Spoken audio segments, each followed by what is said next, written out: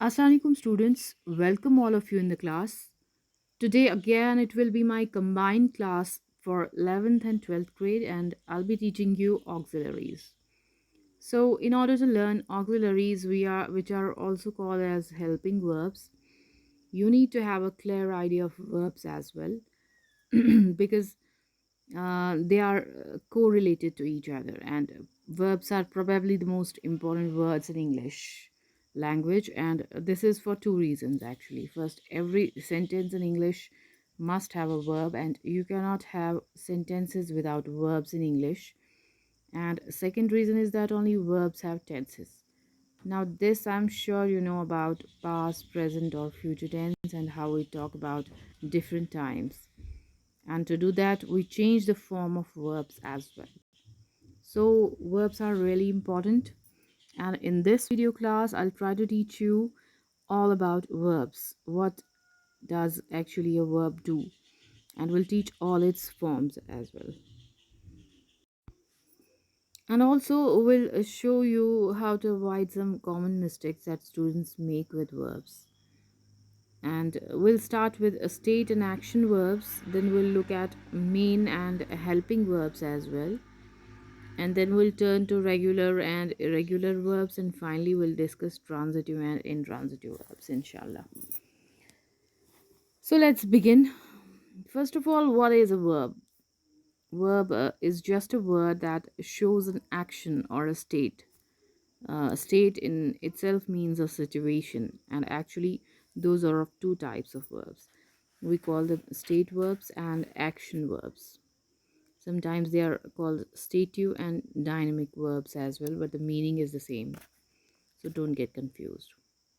Okay, what's the difference between these two? The difference is that action verbs express physical activities or processes. For example, uh, verbs like kick, shout, run, climb, stand, sit, grow, all of these show us physical activities.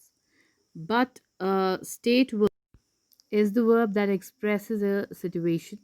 For example, verbs like be, have, think, like, own are state verbs actually. Now, when I say I have a large family here on the screen, you can see it. I'm using the state verb have. That means I'm not talking about doing any physical activity. I'm just telling you about situation, in this case about my family. Or if I said Julia likes chocolate ice cream, so in this sentence here, is Julia doing any action? No, this sentence just gives us some information about Julia. So we are still using a verb like but, it's a state verb here.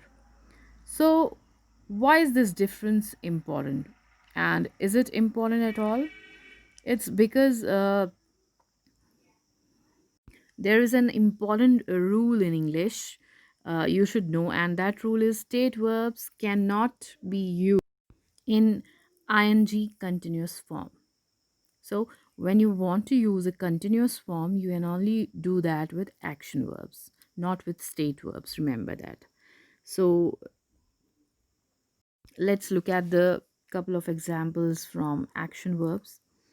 Now we can say that the children are playing in the park, or who is shouting. Both of these sentences are correct because the verbs play and shout are physical actions. So we can use ing continuous form with these sentences. But we cannot say I'm having a large family or Julia is liking chocolate ice cream. Both of these sentences are wrong.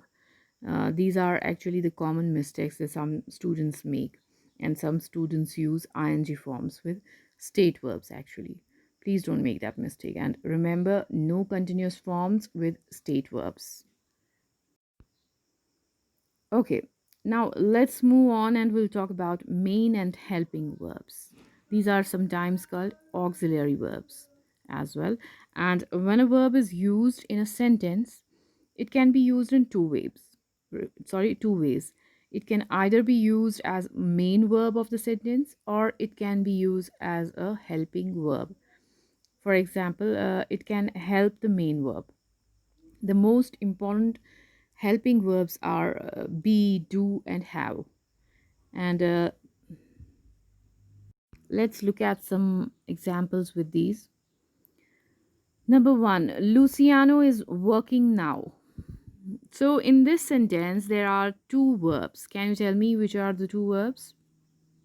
Yes, these are is working are the two verbs.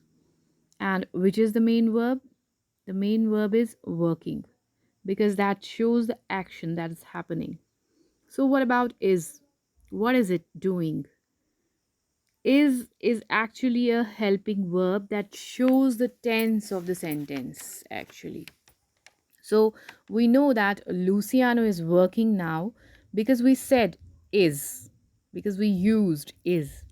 If I said Luciano was working, I'm talking about the past. So that helping verb is showing the tense, and that's one of the things that helping verbs can do. They show the time, they show the tense, either present, past, or future.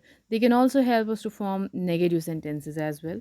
For example, Luciano isn't working now. This will be the negative one. And for questions, is Luciano working now? So, in all the three of these sentences, the helping verb is be or to be. We are saying is, but that's just a form of the verb too. We say I am, you are, he is, she is, etc. The verbs do and have can also be used as helping verbs. For example, I don't play golf every weekend.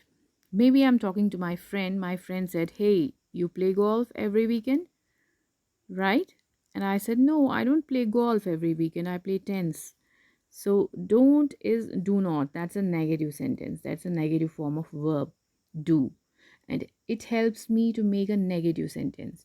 Or my friends could ask, "Do you play golf every weekend?" That's a question. So, let's look at an example with a verb have.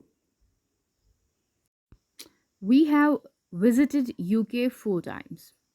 So in this sentence, we know that the main verb is visited. But can you tell me what is the purpose of using have in this sentence?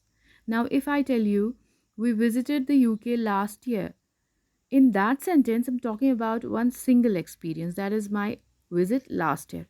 But when I say we have visited the UK 4 times, then I'm not talking about any single experience. I'm talking about life experience. That is in our lives. We have visited the UK 4 times. That's what the verb have helps us to do in this sentence. Okay, so that's how be, do, and have are used as helping verbs. Now take a look at this next example, nor next sentence. We have a car. Now here both of these sentences use the verb have. And but do you notice a difference between them? The difference is that the first sentence uses have as a helping verb, but the second sentence uses have as the main verb.